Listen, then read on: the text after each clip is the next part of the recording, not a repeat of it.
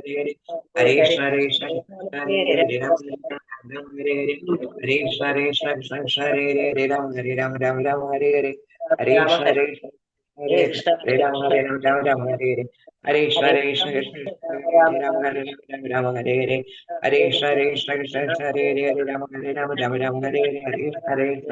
Krishna Krishna Hare Hare Ram Ram Hare Hare Hare Krishna Hare Krishna Krishna Krishna Hare Hare Ram Hare Hare Hare Krishna Hare Krishna Hare Hare Ram Hare Hare Hare Krishna Hare Krishna Krishna Hare Hare Ram Hare Hare Hare Krishna Hare Krishna Krishna Krishna Hare Hare Ram Hare Hare Hare Krishna Hare Krishna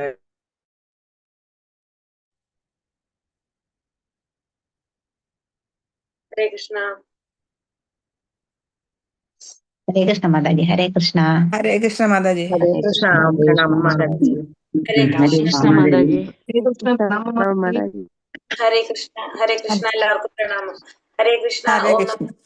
ഹരേ കൃഷ്ണ. ഓം നമോ ഭഗവതേ വാസുദേവായ. ഓം നമോ ഭഗവതേ വാസുദേവായ. ഓം നമോ ഭഗവതേ വാസുദേവായ. ഓം അജ്ഞാനതിമിരാന്തസ്യ ജ്ഞാനാഞ്ജനശലാകയ ചക്ഷുരുന്മീലിതം യേന തസ്മൈ ശ്രീഗുരവേ നമഃ.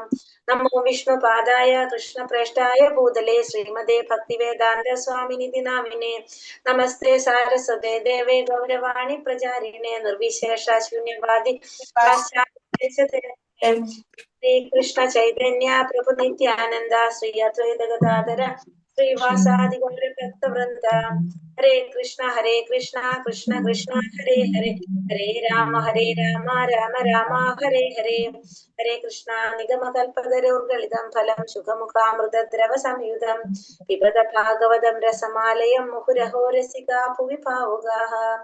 നാരായണം നമസ്കൃത്യം നരം ചൈവ നരോത്തമം ദേവീം സരസ്വതീം വ്യാസം തതോ ജയമുദിരേ. നഷ്ടപ്രായേഷു ഭദ്രേഷു നിത്യം ഭാഗവത സേവയ ഭഗവതേ ഉത്തമ ശ്ലോകേ ഭക്തിർഭവതി നൈഷ്ടകീ. കൃഷ്ണായ വാസുദേവായ ദേവകീ നന്ദനായ ച നന്ദഗോപകുമാരായ ഗോവിന്ദായ നമോ നമഃ. ഹരേ കൃഷ്ണ കൃഷ്ണ കൃഷ്ണ ഹരേ ഹരേ ഹരേ രാമ രാമ രാമ ഹരേ ഹരേ. ഹരേ കൃഷ്ണ. ശ്രീ രാധാ ഗോവിന്ദ ടെമ്പിൾ ഇസ്കോൺ മാംഗ്ലൂരിന്റെ ഭാഗവതം ക്ലാസ്സിലേക്ക് എല്ലാവർക്കും സ്വാഗതം. ഹരേ കൃഷ്ണ. എല്ലാവർക്കും പ്രണാമം. Hare ഹരേ Krishna. Krishna Mataji. Hare Krishna Mataji. Hare Krishna. Hare Krishna. Hare Krishna Mataji. ഹരേ കൃഷ്ണ. എല്ലാവർക്കും പ്രണാമം. ഇപ്പൊ നമ്മള് അധ്യായം 6 കണ്ടുകൊണ്ടിരിക്കുന്നത്. ഹരേ കൃഷ്ണ. അധ്യായം 6 നാരദനും വ്യാസദേവനും തമ്മിലുള്ള സംഭാഷണത്തില് എത്ര വരെ നോക്കിയത്? 23 മാതാജി. 23 വരെ നോക്കിയില്ലേ? 23 വരെ നോക്കിയപ്പോ നാരദ മഹർഷിയുടെ പൂർവ്വജന്മത്തെ കുറിച്ച് പറയാണ് ഇവിടെ. നാരദ മഹർഷി 5 വയസ്സുള്ള ഒരു ബാലനായിരുന്നു, ഒരു ബ്രാഹ്മണ പാഠശാലയിലായിരുന്നു എന്ന് പറഞ്ഞു. അങ്ങനെ അമ്മ വാത്സല്യം കൊണ്ട് ബന്ധിച്ചു വെച്ചു എന്നാ പറഞ്ഞത് അല്ലെ. കാരണം വെച്ച് കഴിഞ്ഞാല് ചതുർമാസത്തില് 4 മഹർഷിമാരുടെ അതീന്ദ്രിയ സേവനം ചെയ്യാൻ സാധിച്ചതുകൊണ്ട് ഭഗവാനെ കുറിച്ച് കൂടുതൽ അറിയണം എന്ന് ആഗ്രഹം തോന്നി. പക്ഷെ അമ്മ സമ്മതിച്ചില്ല, സ്നേഹം കൊണ്ട് ബന്ധിച്ചു എന്നാ പറഞ്ഞത്. പക്ഷെ അതിനുശേഷം എന്താ സംഭവിച്ചത്? അമ്മ മരണത്തിന് കീഴടങ്ങി എന്ന് പറഞ്ഞില്ലേ, മരണപ്പെട്ടു. പിന്നെ അദ്ദേഹം എന്ത് ചെയ്യാണ്? വടക്ക് ദിശയിലേക്ക് യാത്ര തിരിക്കാണ്. പോകുന്ന വഴിയില് കണ്ട കാര്യങ്ങളെ കുറിച്ചൊക്കെ വിവരിക്കുന്നുണ്ട് നാരദ മഹർഷിയുടെ. അതിനുശേഷം എന്താ പറഞ്ഞത്? നാരദ മഹർഷി പോണ വഴിയിലുള്ള കാര്യങ്ങളൊക്കെ പറഞ്ഞു. പിന്നെ ആൾതാമസമില്ലാത്ത വനത്തിലെത്തിയപ്പോ ആൾതാമസമില്ലാത്ത ഒരു മരത്തിന്റെ തണലില് അവര് പറഞ്ഞു തന്ന അവര് പറഞ്ഞു തന്ന പഠിപ്പിച്ചു തന്ന കാര്യങ്ങൾ വെച്ചുകൊണ്ട് തന്റെ ബുദ്ധി ഉപയോഗിച്ച് ഭഗവാനെ ധ്യാനിക്കാനായിട്ട് തുടങ്ങി. അങ്ങനെ ധ്യാനിച്ചപ്പോ അദ്ദേഹത്തിന്റെ ഹൃദയകമലത്തില് ഭഗവാൻ പ്രത്യക്ഷപ്പെട്ടു. പക്ഷെ ഒരു സെക്കൻഡ് സമയത്തേക്കാണ് ഭഗവാൻ പ്രത്യക്ഷപ്പെട്ടെന്ന് പറഞ്ഞു അല്ലെ. ഭഗവാൻ പ്രത്യക്ഷപ്പെട്ടു. പക്ഷെ അതിനുശേഷം പിന്നെ വീണ്ടും ഭഗവാനെ കാണാൻ വേണ്ടിയിട്ട് ശ്രമിച്ചിട്ടും നടന്നില്ല. അങ്ങനെ നാരദ മഹർഷിയുടെ ഈ ഉദ്യമം കണ്ടിട്ട് ഭഗവാന്റെ ശബ്ദം കൊണ്ട് ഭഗവാൻ പറയാണ്, എന്താ പറഞ്ഞത്? നാരദ മഹർഷിയോട് പറയാണ്, ഈ ജന്മത്തിൽ ഇത്രേ കാണാൻ സാധിക്കുള്ളൂ. എന്തിനാണ് പറഞ്ഞത്? എനിക്ക് വേണ്ടിയുള്ള ആഗ്രഹം വർദ്ധിപ്പിക്കാൻ വേണ്ടിയിട്ട്, ഭഗവാനെ കാണാനുള്ള ആഗ്രഹം വർദ്ധിപ്പിക്കാൻ വേണ്ടി മാത്രമാണ് ഈ ഒരു ദർശനം തന്നത്. കാരണം ആഗ്രഹിക്കും തോറും എന്തിൽ നിന്നും മാറിക്കൊണ്ടിരിക്കും, ഭൗതികമായ ആഗ്രഹങ്ങളിൽ നിന്നും സ്വതന്ത്രനായിക്കൊണ്ടിരിക്കും എന്ന് പറഞ്ഞു. അങ്ങനെ 22ാമത്തെ ശ്ലോകത്തിലാണ് അങ്ങനെ പറയുന്നത് അല്ലെ. ഭഗവാൻ പറയാണ്, അങ്ങനെ 23-ാമത്തെ ശ്ലോകത്തിൽ ഭഗവാൻ വീണ്ടും എന്താ പറഞ്ഞത്? ഭഗവാൻ പറയണ ഏതാനും ദിവസങ്ങൾ മാത്രം, നമ്മളെ ഈ ജന്മത്തിൽ ഏതാനും ദിവസങ്ങൾ മാത്രം ഭഗവാനെ സേവിച്ചാൽ പോലും എന്താണ് പറഞ്ഞ സ്ഥിരമായിട്ടും ഉറച്ചതുമായിട്ടുള്ള ബുദ്ധി പ്രാപ്തമാക്കാൻ സാധിക്കും. ഈ ഭൗതിക ദുഃഖം നിറഞ്ഞ ഈ ഭൗതിക ലോകത്ത് ഉപേക്ഷിച്ച് അതീന്ദ്രിയ ലോകത്തിൽ ഭഗവാന്റെ സന്തത സഹചാരിയായിട്ട് തീരാനായിട്ട് സാധിക്കുമെന്ന് 23-ാമത്തെ ശ്ലോകത്തിൽ ഭഗവാൻ പറഞ്ഞു തന്നു. അതായത് ഏതാനും ദിവസങ്ങൾ പോലും ഭഗവാനെ സേവിക്കുകയാണെങ്കിൽ തന്നെ ഒരു ഭക്തന് സ്ഥിരമായിട്ടും ഉറച്ചതായിട്ടുള്ള ബുദ്ധി പ്രാപ്തമാക്കാൻ സാധിക്കും. മാത്രമല്ല ഈ ദുഃഖം നിറഞ്ഞ ഈ ഭൗതിക ലോകത്തിൽ നിന്ന് ആത്മീയ ലോകത്തിലേക്കുള്ള പ്രവേശനം ലഭിക്കും. ഭഗവാന്റെ സന്തത സഹചാരിയായിട്ടിരിക്കാനായിട്ട് സാധിക്കുന്നു. 23-ാമത്തെ ശ്ലോകത്തില് പറഞ്ഞു. അതുവരെയാണ് നമ്മൾ പറഞ്ഞത് അല്ലെ. 24-ാമത്തെ ശ്ലോകത്തില് എന്താ പറയണത്? ഭഗവാൻ തന്നെ പറയണത് അല്ലെ. ഭഗവാൻ എന്താ പറയണത്? ഭഗവാന്റെ ഭക്തിയില് മുഴുകിയിരിക്കുന്ന ബുദ്ധി ഒരു സമയത്തും വിഫലമാകില്ല.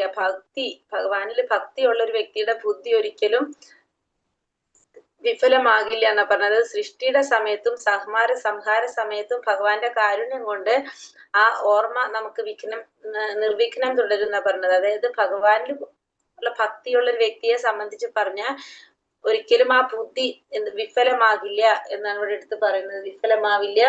മാത്രമല്ല സൃഷ്ടി നടക്കുന്ന സമയത്തും ഉന്മൂലനം സംഭവിക്കുന്ന സമയത്തും ആ സ്മരണ നിർവിഘ്നം തുടരാനായിട്ട് സാധിക്കും. എന്ന് വെച്ചാൽ എന്താണ്? നമ്മള് കഴിഞ്ഞ ജന്മത്തിലെ കാര്യങ്ങൾ നമുക്ക് ഓർക്കാനായിട്ട് സാധിക്കും. ഇപ്പൊ നാരദ മഹർഷിയോട് ചോദിച്ചത് അതായിരുന്നു അല്ലെ. നാരദ മഹർഷിക്ക് എങ്ങനെയാണ് കഴിഞ്ഞ ജന്മത്തിലെ കാര്യങ്ങൾ ഓർക്കാനായിട്ട് സാധിച്ചതെന്നാണ് ചോദിച്ചത്. അപ്പൊ അതുകൊണ്ടാണ് ആ ഭക്തി, ഭഗവാനിൽ മുഴുകിയിരിക്കുന്ന ഭക്തി ഉണ്ടെങ്കിൽ ഒരിക്കലും നമ്മുടെ ഓർമ്മ നശിച്ചു പോകുന്നില്ല. നമുക്ക് സൃഷ്ടിവേളയിലും സംഹാര സമയത്തും നമ്മൾ ജനിക്കുന്ന സമയത്തും മരണസമയത്തും ഭഗവാന്റെ കാരുണ്യം കൊണ്ട് നമുക്ക് എന്തുണ്ടാകുന്ന പറഞ്ഞതായ ഓർമ്മ നമുക്ക് എന്തായാലും നിർവിഘ്നം തുടരും. നമുക്ക് ആ ഓർമ്മ ഉണ്ടാകുന്നതാണ് 24-ാമത്തെ ശ്ലോകത്തില് ഭഗവാൻ പറയുന്നത്. അങ്ങനെ 25-ാമത്തെ ശ്ലോകത്തിൽ എന്താ പറഞ്ഞത്? 25-ാമത്തെ ശ്ലോകത്തില് ഭഗവാന്റെ കഴിഞ്ഞില്ലേ, ഭഗവാൻ പറഞ്ഞു കഴിഞ്ഞു. അപ്പൊ പറയാണ് ഭഗവാന്റെ ആ ശബ്ദരൂപം പൂണ്ട കണ്ണുകൾക്ക് അദൃശ്യനായിട്ടുള്ള എന്നാൽ സർവാതിശയ ആയിട്ടുള്ള ആ പരമാധികാരിയുടെ സംസാരം അവിടെ തീർന്നു, അവസാനിച്ചു. അങ്ങനെ ഭഗവാനോട് കൃതജ്ഞത തോന്നി ഭഗവാനെ ശിരസ് കൊണ്ട് വണങ്ങി പ്രണാമങ്ങൾ അർപ്പിച്ചു നാരദ മഹർഷി. അപ്പൊ നാരദ മഹർഷിയുടെ പറഞ്ഞു കൊടുക്കായിരുന്നു. ഭഗവാനെ കാണുന്നില്ല, പക്ഷെ ഭഗവാന്റെ ശബ്ദം മാത്രമാണ് കേട്ടുകൊണ്ടിരിക്കുന്നത് അല്ലെ. ആ ശബ്ദം നിലച്ചു, ആ ശബ്ദം തീർന്നു. അപ്പൊ നമുക്ക് കാണാൻ സാധിക്കാത്ത പരമദിവ്യോത്തമ പുരുഷനായിട്ടുള്ള ഭഗവാന്റെ സംസാരം അവിടെ അവസാനിച്ചു. അങ്ങനെ ഭഗവാനോട് നന്ദി സൂചകമായിട്ട് ശിരസ് വണങ്ങി പ്രണാമങ്ങൾ അർപ്പിച്ചു നാരദ മഹർഷി എന്ന് 25-ാമത്തെ ശ്ലോകത്തില് പറയാണ്. അപ്പൊ നാരദ മഹർഷിയുടെ ആ വീണ്ടും ഭഗവാനെ ദർശിക്കാനുള്ള ആ ശ്രമം കണ്ടപ്പോഴാണ് ഭഗവാൻ ഇത്തരം കാര്യങ്ങള് പറഞ്ഞു കൊടുത്തത്. എന്തൊക്കെയാ ഭഗവാൻ പറഞ്ഞത്? അപ്പൊ ഇവിടെ ഭഗവാൻ എന്തൊക്കെയാ പറഞ്ഞത്? ഭഗവാൻ അത് പറഞ്ഞത് എന്താണ്, ഈ ജന്മത്തിൽ ഇനി കാണാനായിട്ട് സാധിക്കില്ല, അടുത്ത ജന്മത്തിലേ പറ്റുള്ളൂ എന്ന് പറഞ്ഞു. ഈ ജന്മത്തിൽ സാധിക്കില്ല എന്ന് പറഞ്ഞു. പിന്നെ എന്തിനാണ് ദർശനം കൊടുത്തത്? ഭഗവാനോടുള്ള ഒരു ആസക്തി വർദ്ധിക്കാൻ വേണ്ടിയിട്ടാണ് കൊടുത്തതെന്ന് പറഞ്ഞു. പിന്നെ ഭഗവാൻ പറഞ്ഞതാണ്, ചെറുതായിട്ട് ഏതാനും ദിവസങ്ങൾ പോലും ഭഗവാനെ ധ്യാനിച്ചു കഴിഞ്ഞാൽ, ഭഗവാനെ പ്രേമപൂർവ്വം ഭക്തിപൂർവ്വം ഭഗവാനെ സേവിച്ചു കഴിഞ്ഞിട്ടുണ്ടെങ്കിൽ എന്ത് സാധിക്കുന്ന പറഞ്ഞത്? സ്ഥിരമായിട്ടും ഉറച്ചതായിട്ടുള്ള ബുദ്ധി കിട്ടും. ഈ ഭൗതിക ലോകത്തിന് അതീന്ദ്രിയ ലോകത്തിലേക്ക് പ്രവേശിക്കാനായിട്ട് സാധിക്കും എന്ന് പറഞ്ഞു. പിന്നെ മാത്രല്ല ഭഗവാന്റെ ഭക്തിയിൽ ഉറച്ചു നിൽക്കുന്ന ഒരു വ്യക്തിക്ക് എന്ത് നഷ്ടപ്പെടുന്നില്ല എന്ന് പറഞ്ഞു? ബുദ്ധി നഷ്ടപ്പെടുന്നില്ല എന്ന് പറഞ്ഞു. സൃഷ്ടിവേളയിലും സംഹാര സമയത്തും ഓർമ്മയ്ക്ക് വിഘ്നം സംഭവിക്കുന്നത് ഭഗവാൻ പറഞ്ഞു തന്നു. അങ്ങനെ അതിനുശേഷം പിന്നെ നാരദ മഹർഷി എന്താ പറയണത്? നാരദ മഹർഷി പറയാണ് 26-ാമത്തെ ശ്ലോകത്തിൽ എന്താ പറയുന്നത്? അങ്ങനെ ഈ ഭൗതിക ലോകത്തിലെ എല്ലാവിധ ഔപചാരികളും ഒക്കെ ഉപേക്ഷിച്ച് അവഗണിച്ച് ഈ ഭൗതിക ലോകത്തിലുള്ള എല്ലാ തരത്തിലും ഉള്ള ഔപചാരികമായിട്ടുള്ള എല്ലാതും അവഗണിച്ചുകൊണ്ട് ആവർത്തിച്ചുള്ള ജപത്തിലൂടെ, എന്ന് പറഞ്ഞ നാമജപത്തിലൂടെ ഭഗവാന്റെ നാമവും പ്രശസ്തിയും കീർത്തിക്കാൻ ആര് തുടങ്ങി? നാരദ മഹർഷി തുടങ്ങി. അങ്ങനെ ഇത്തരത്തിലുള്ള ജപവും ഭഗവാന്റെ അതീന്ദ്രിയ ലീലകളെ കുറിച്ചുള്ള സ്മരണയും അനുഗ്രഹപ്രദമാണെന്നും ആരോടെ പറയാണ്? നാരദ മഹർഷി പറയാണ്. അങ്ങനെ ചെയ്തത് കൊണ്ട് പൂർണ്ണ തൃപ്തനായിട്ട് മതമാത്സര്യങ്ങളൊന്നും ഇല്ലാതെ തന്നെ ഈ ഭൂമി മുഴുവനും സഞ്ചരിക്കാൻ ആർക്ക് സാധിച്ചു? നാരദ മഹർഷിക്ക് സാധിച്ചു എന്ന് പറയണം. എന്തുകൊണ്ടാണ് സാധിച്ചത്? ഭഗവാന്റെ, അതായത് ഭൗതിക ലോകത്തിൽ എല്ലാ തരത്തിലുള്ള ഔപചാരികതകളും എല്ലാം അവഗണിച്ചുകൊണ്ട് ആവർത്തിച്ചുള്ള ജപത്തിലൂടെ ഭഗവാന്റെ നാമവും രൂപവും ഗുണവും പ്രശസ്തിയും ഒക്കെ കീർത്തിക്കാനായിട്ട് ആർക്ക് സാധിച്ചു? നാരദ മഹർഷിക്ക് സാധിച്ചു.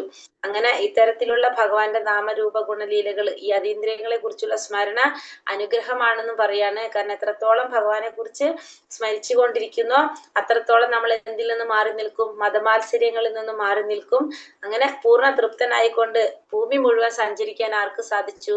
നാരദ മഹർഷിക്ക് സാധിച്ചു എന്ന് നാരദ മഹർഷിയുടെ സ്വന്തം അനുഭവത്തിലൂടെ അദ്ദേഹം പറയുന്നതാണിത്. പിന്നെ നാരദ മഹർഷി 27ാമത്തെ ശ്ലോകത്തിൽ പറയുന്നതാണ്, അപ്രകാരം കൃഷ്ണനെ കുറിച്ചുള്ള ചിന്തയിൽ പൂർണ്ണമായി മുഴുകിയിരുന്ന ഞാൻ ഭൗതിക മാലിന്യങ്ങളിൽ നിന്നും പൂർണ്ണമായി മുക്തനായിരുന്നതിനാൽ കാലക്രമേണ എന്താ സംഭവിച്ചത്? മിന്നലും വെളിച്ചവും ഒരേ സമയം ഉണ്ടാകുന്നത് പോലെ മരണത്തെ നേരിടേണ്ടി വന്നു. അപ്പോ നാരദ മഹർഷി പറയാണ്, ചിന്തയിൽ മുഴുവൻ ആരാണ്? ഭൗതിക മാലിന്യങ്ങളിൽ നിന്നൊക്കെ മാറി ഭഗവാനാണ്. മുഴുവൻ ചിന്ത ഭഗവാനിലാണ് ഉള്ളത്. ആ ഭഗവാനില് മുഴുവനായിട്ട് ചിന്തിച്ചിരുന്ന ഭൗതിക മാലിന്യങ്ങളിൽ നിന്നും മുക്തനായിട്ടുള്ള ആ നാരദ മഹർഷിക്ക് എന്താണ്? മരണത്തെ നേരിടേണ്ടതായിട്ട് വന്നു. അപ്പൊ നാരദ മഹർഷി ഇവിടെ പറഞ്ഞു തരുന്ന ഒരു കാര്യം എന്താണ്? നമുക്ക് എല്ലാ തരത്തിലുള്ള ഭൗതികമായിട്ടുള്ള ഔപചാരികതകളും എല്ലാം അവഗണിച്ചുകൊണ്ട് ആവർത്തിച്ചുള്ള ജപത്തിലൂടെ എന്ത് സാധിക്കുന്ന പറയുന്നത്? നമ്മുടെ മതമാത്സര്യങ്ങള് മാറ്റാനായിട്ട് സാധിക്കും എന്ന് ഇവിടെ പറയുന്നത്. അപ്പൊ ഭഗവാന്റെ നാമത്തിന്റെ ഒരു ശക്തിയാണ് ഇവിടെ നമുക്ക് പറഞ്ഞു തരുന്നത്. പിന്നെ നാരദ മഹർഷി എന്താ പറഞ്ഞ? മരണത്തിന് കീഴടങ്ങി എന്ന് പറഞ്ഞ, മരണത്തെ നേരിട്ടു എന്ന് പറയുന്നത് 27ാമത്തെ ശ്ലോകത്തില്. അത് കഴിഞ്ഞിട്ട് 28ാമത്തെ ശ്ലോകത്തിൽ എന്താ പറഞ്ഞത്? ആ പരമദിവ്യോത്തമ പുരുഷന്റെ സന്തത സഹചാരിക്ക് യോജിച്ച ഒരു അതീന്ദ്രിയ ശരീരം ലഭിച്ചതിനാൽ എന്ത് ചെയ്തു? അദ്ദേഹത്തിന്റെ പഞ്ചഭൂതങ്ങൾ കൊണ്ട് നിർമ്മിതമായിട്ടുള്ള ശരീരം ഉപേക്ഷിച്ചു. അങ്ങനെ എല്ലാ ഫലോദിഷ്ട കർമ്മങ്ങളുടെ ഫലവും അവിടെ അവസാനിച്ചു എന്നാ പറയുന്നത്. അപ്പൊ നരേന്ദ്രമോദി ഹരേ കൃഷ്ണ, നാരദ മഹർഷി എന്താ പറഞ്ഞ? ആ പഞ്ചഭൂതങ്ങൾ കൊണ്ട് നിർമ്മിച്ച ശരീരം ഉപേക്ഷിക്കുകയാണ്. കാരണം അതീന്ദ്രിയമായിട്ടുള്ള ഒരു ശരീരം അദ്ദേഹത്തിന് കിട്ടി. കാരണം ഭഗവാന്റെ നാമരൂപ ഗുണലീലകളെല്ലാം എന്താണ്?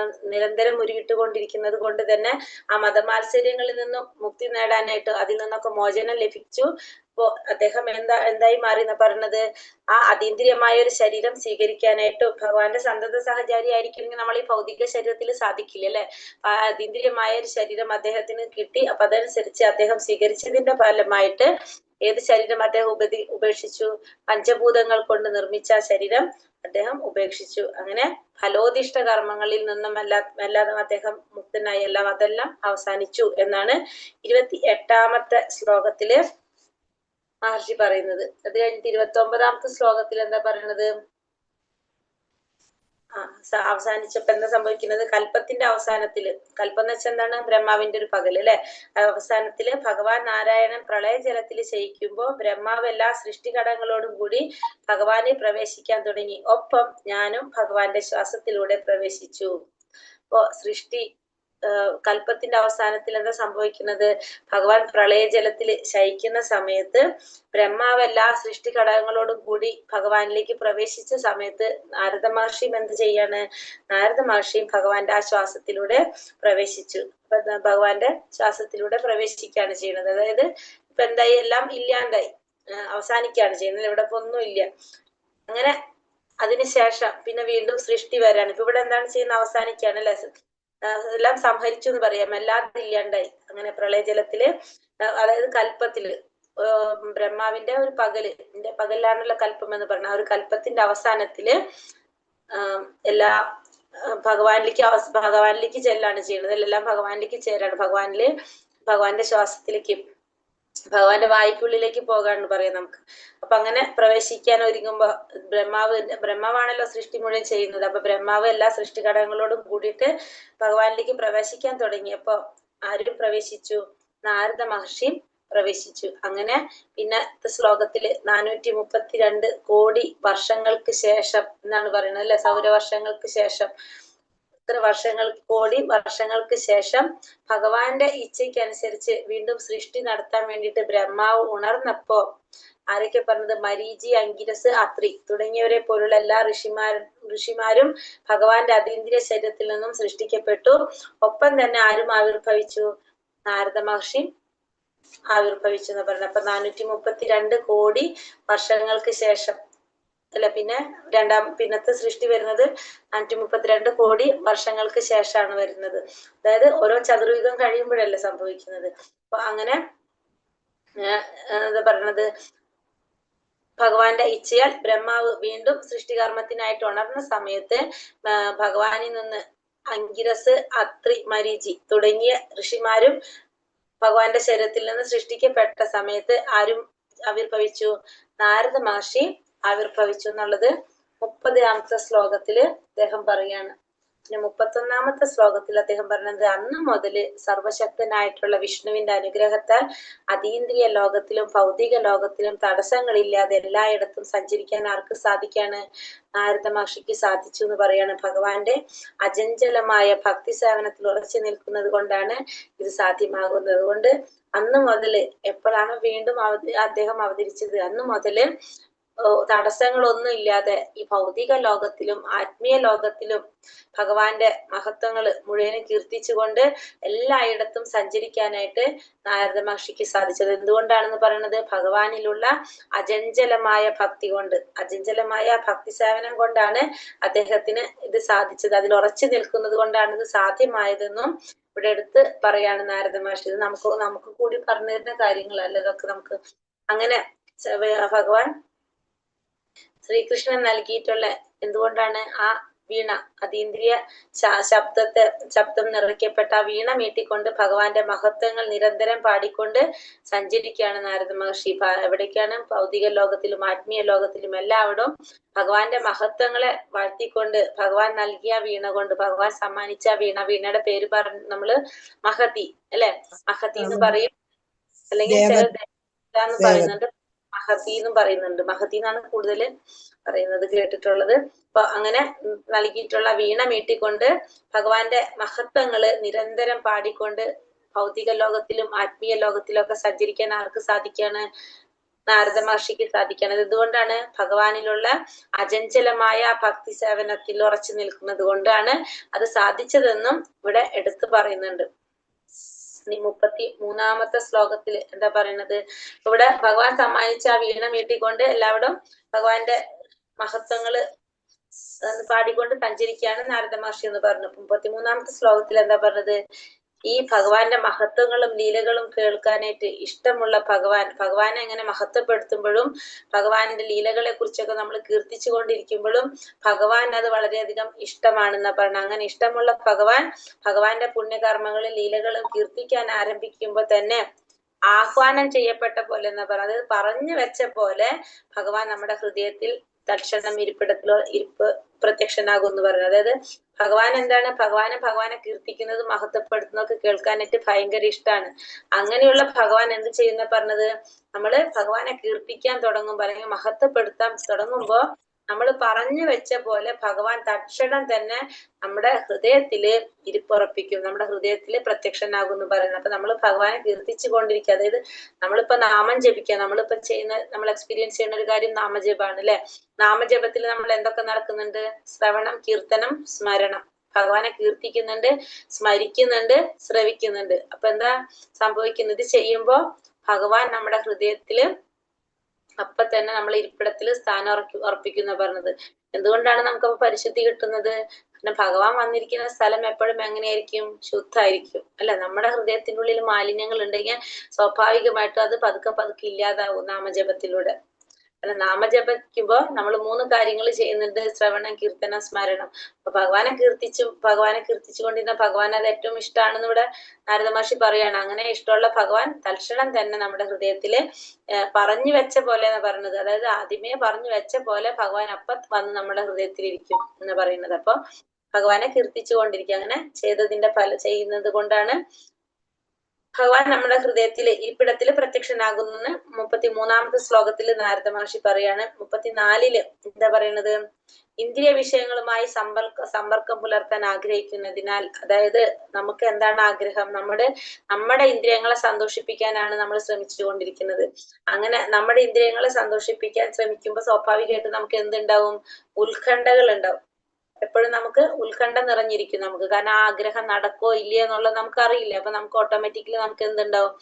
ഉത്കണ്ഠകളുണ്ടാവും. അങ്ങനെ നമ്മുടെ ഇന്ദ്രിയ വിഷയങ്ങളുമായിട്ട് സമ്പർക്കം പുലർത്താൻ ആഗ്രഹിക്കുന്നത് കൊണ്ട് തന്നെ എപ്പോഴും ഉത്കണ്ഠ നിറഞ്ഞവർക്ക് എന്താ സംഭവിക്കുന്നത്?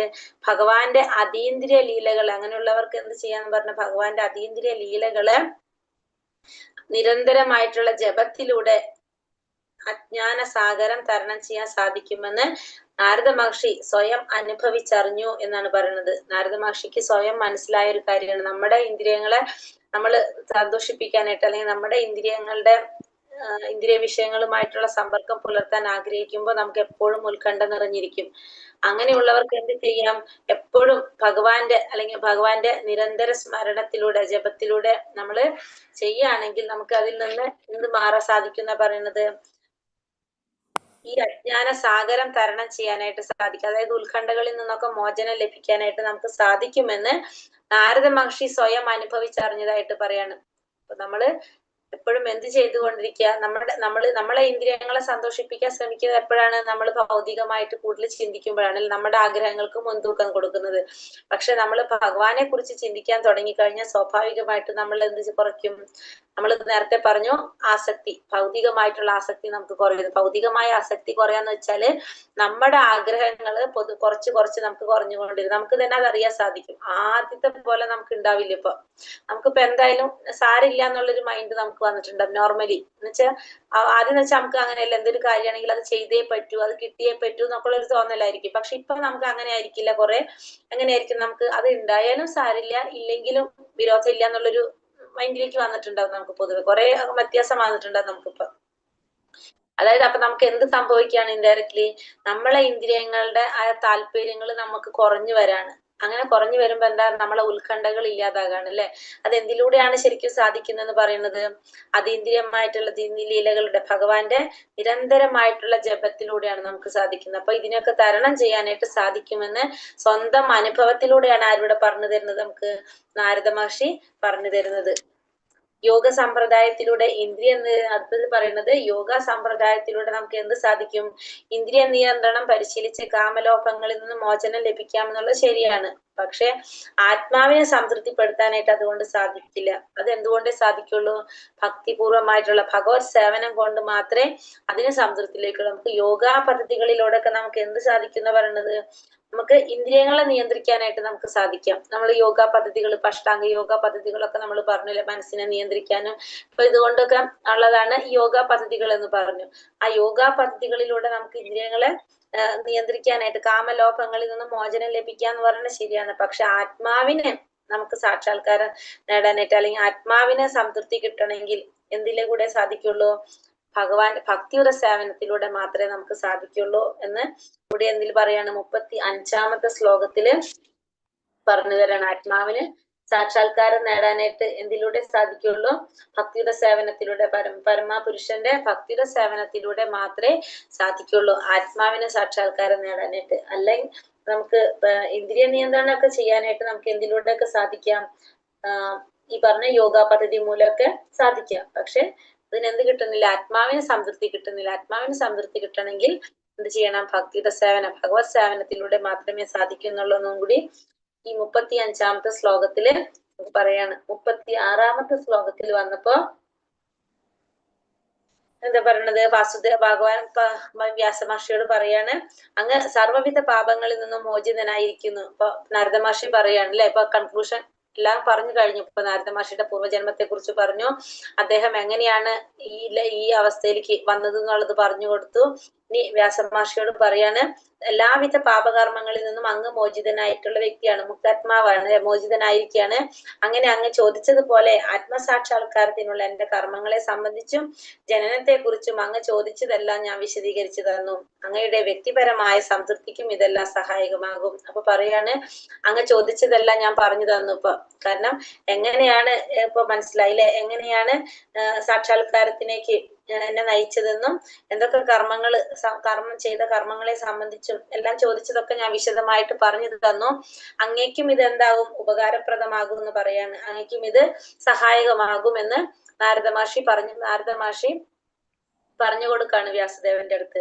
എന്നിട്ട് ഇനി സൂതഗോസ്വാമി പറയാണ്, അപ്രകാരം വ്യാസദേവൻ അഭിസംബോധന ചെയ്തുകൊണ്ട് അദ്ദേഹത്തിന്റെ അടുത്ത് നിന്ന് വിട വാങ്ങി ആര് പോകാണ്, 37ാമത്തെ ശ്ലോകത്തില് വിട വാങ്ങി നാരദ മഹർഷി തന്റെ ആ വീണ വീട്ടിക്കൊണ്ട് സ്വന്തം ഇഷ്ടം കൊണ്ട് പര്യടനം ചെയ്യാനായിട്ട്, സഞ്ചരിക്കാനായിട്ട്, എല്ലാ ഇഷ്ടം കൊണ്ട് പിന്നെ മറ്റു സഞ്ചരിക്കാനായിട്ട് അദ്ദേഹം പോയി എന്നിവിടെ പറയാണ്. അപ്പൊ നാരദ മഹർഷി ഇത്രയും കാര്യങ്ങള് വ്യാസദേവന് പറഞ്ഞു കൊടുത്തുകൊണ്ട് വീണ വീട്ടി വീണ്ടും അദ്ദേഹത്തിന്റെ ഇഷ്ടത്തിനനുസരിച്ച് പര്യടനം നടത്താനായിട്ട് മറ്റുള്ള സ്ഥലങ്ങളിൽ സഞ്ചരിക്കാൻ വേണ്ടിയിട്ട് അദ്ദേഹം പോയി. അങ്ങനെ ശ്രീല നാരദ മുനിക്ക് എല്ലാ മഹത്വങ്ങളും വിജയങ്ങളും ഉണ്ടാകട്ടെ. കാരണം ഭഗവാന്റെ ലീലകള് കീർത്തിക്കുന്നതാണ് അല്ലെ, ഭഗവാന്റെ എല്ലാ ലീലകളും കീർത്തിച്ചു കൊണ്ടിരിക്കുകയാണ്. അങ്ങനെ ചെയ്യുന്നതിലൂടെ എന്താണ് ചെയ്യുന്നത്, സ്വയം ആനന്ദം അനുഭവിക്കുകയും എല്ലാ ദുഃഖിതരായ ആത്മാക്കളെയും ഉന്മേഷഭരിതരാക്കുകയും ചെയ്യാണ് ആര് ചെയ്യുന്നത്, ഇവിടെ നാരദ മഹർഷി ചെയ്യുന്നത്. സ്വയം ആ ഭഗവാന്റെ മഹത്വങ്ങൾ കീർത്തിക്കുന്നതിലൂടെ സ്വയം ആനന്ദം അനുഭവിക്കാനും സാധിക്കും. ഒപ്പം തന്നെ മറ്റുള്ളവർക്കും കൂടി എന്ത് കിട്ടാണ്, ആ പ്രപഞ്ചത്തില് ദുഃഖിതരായിട്ടുള്ള എല്ലാ ആത്മാക്കൾക്കും ഉന്മേഷഭരിതരാക്കാനായിട്ട്, എല്ലാവർക്കും ആ ഉന്മേഷം ഉത്തേജിപ്പിക്കാനായിട്ടും ആർക്ക് സാധിക്കാണ്, നാരദ മഹർഷിക്ക് സാധിക്കുന്നു എന്ന് പറഞ്ഞിട്ട് ഈ അധ്യായം അവസാനിക്കുകയാണ്. ഭഗവാന്റെ കർമ്മങ്ങള് പ്രകീർത്തിക്കുന്നത് കൊണ്ട് സർവ പ്രശസ്തിയും വിജയവും ആർക്കുണ്ടാകട്ടെ, നാരദ മഹർഷിക്ക് ഉണ്ടാകട്ടെ. ഭഗവാന്റെ എല്ലാ ലീലകളും കീർത്തിക്കാണ് ആര്, നാരദ മഹർഷി. അങ്ങനെ ചെയ്യുന്നതിലൂടെ സ്വയം ആനന്ദം അനുഭവിക്കുന്നുണ്ട്. ഒപ്പം തന്നെ എന്ത് ചെയ്യുന്നുണ്ട്, ദുഃഖിതരായിട്ടുള്ള എല്ലാ ആത്മാക്കളെയും ഉത്തേജിപ്പിക്കാനായിട്ട് അല്ലെങ്കിൽ ഉജ്ജീവിപ്പിക്കാനായിട്ട് ഉന്മേഷഭരിതരാക്കാനായിട്ടും ആർക്ക് സാധിക്കാണ്, നാരദ മഹർഷിക്ക് ഭഗവാന്റെ ഈ കീർത്തികൾ ആലപിക്കുന്നതിലൂടെ സാധിക്കുന്നു എന്ന് പറഞ്ഞുകൊണ്ട് 38 ശ്ലോകങ്ങളുള്ള അധ്യായം നാരദനും വ്യാസദേവനും തമ്മിലുള്ള മധ്യയുള്ള സംഭാഷണം എന്ന അധ്യായം അവസാനിക്കുകയാണ്.